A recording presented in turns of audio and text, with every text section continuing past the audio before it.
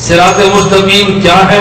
صراط مستقیم کا معنی کیا ہے؟ یہاں پر صراط مستقیم کا معنی جب اللہ نے بیان نہیں فرمایا تو ہمیں سمجھنا چاہیے کہ معنی کیا ہے، یا خدا نے نشانیاں بیان کی ہے۔ اگر تمہیں پتہ چلنا چاہے کہ صراط مستقیم پہ کون ہے تو علامت ذہن میں رکھ لو، ان علامتوں سے پتہ چلے گا صراط مستقیم پہ کون ہے۔ اور ایسے ہوتا ہے کبھی اللہ کے پیغمبر بھی علامات بتا کے امت کو مسئلہ سمجھا دیتے ہیں۔ میں ایک مثال دینے لگا ہوں، اللہ کے پیغمبر سے پوچھا گیا یا رسول اللہ آپ یہ بتائیں اسلام کیا ہے؟ فرمایا 5 چیزیں ہیں، نمبر 1 زبان سے کلمہ پڑھنا، نمبر 2 نماز کی پابندی کرنا، نمبر 3 زکوٰۃ ادا کرنا، نمبر 4 روزہ رکھنا، نمبر 5 بیت اللہ کا حج کرنا۔ حضور ایمان کیا ہے؟ فرمایا 6 چیزیں ہیں، دل سے اللہ کو ماننا، فرشتوں کو ماننا، نبیوں کو ماننا، آسمانی کتابوں کو ماننا، قیامت کے دن کو ماننا اور تقدیر کو ماننا۔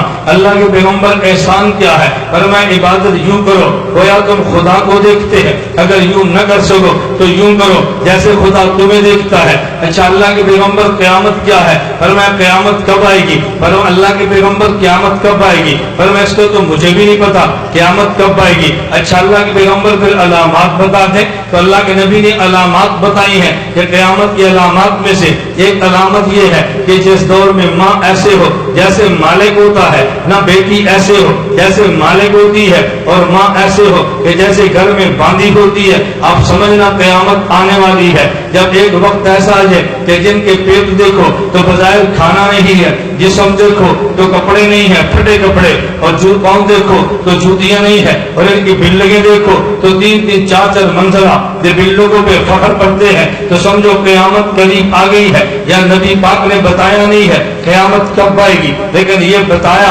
قیامت کی علامت کیا ہے۔ یہاں صراط مستقیم کیا ہے یہ نہیں بتایا، لیکن صراط مستقیم کی علامت کیا ہے وہ خدا نے بتا دی ہے کہ صراط مستقیم کی علامت یہ ہے۔ میں آپ کی خدمت مختصر پیش کرنے لگا ہوں۔ اگر کوئی آپ سے پوچھتا ہے بھائی صراط مستقیم کیا ہے، تم نے صراط مستقیم کورس بھی کیا ہے، تم صراط مستقیم کی دعا بھی کرتے ہو، لیکن یہ تو بتاؤ کہ صراط مستقیم ہے کیا؟ توجہ رکھیں، صراط مستقیم ہے کیا؟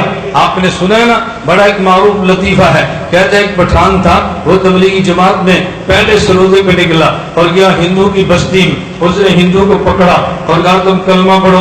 ہندو کہتا ہے میں نہیں پڑھتا۔ اس نے پھر کہا کلمہ پڑھو، اس نے کہا میں نہیں پڑھتا۔ اس پٹھان نے ہندو کو نیچے گرایا اور اوپر سے مکہ مارا، کلمہ پڑھتا ہے کہ نہیں؟ ہندو نے کہا چلو پڑھا دو، میں پڑھتا ہوں، بتاؤ کیا کلمہ ہے؟ پٹھان نے کہا مجھے تو خود نہیں آتا، میرا تو پہلا سے روزہ ہے، مجھے تو خود نہیں آتا۔ اب پڑھانا چاہتا ہے لیکن اس کو خود نہیں آتا۔ اب آپ صراط مستقیم لوگوں کو بلائیں اور کہتے کسی ہیں مجھے بھی نہیں پتا، میں نے پڑھا تو ہے، میں نے سنا تو ہے، روزانہ دعا تو مانگتا ہوں، لیکن صراط مستقیم کہتے کیسے ہیں یہ تو مجھے بھی نہیں پتا۔ اب سمجھو صراط مستقیم کا معنی کیا ہے۔ ہمارے یہاں اردو زبان میں 3 لفظ استعمال ہوتے ہیں۔ نمبر 1 حد سے گزر جانا، نمبر 2 حد سے اتر جانا، نمبر 3 حد پہ رہنا۔ نمبر 1 حد سے گزر جانا، نمبر 2 حد سے اتر جانا، نمبر 3 حد پہ رہنا۔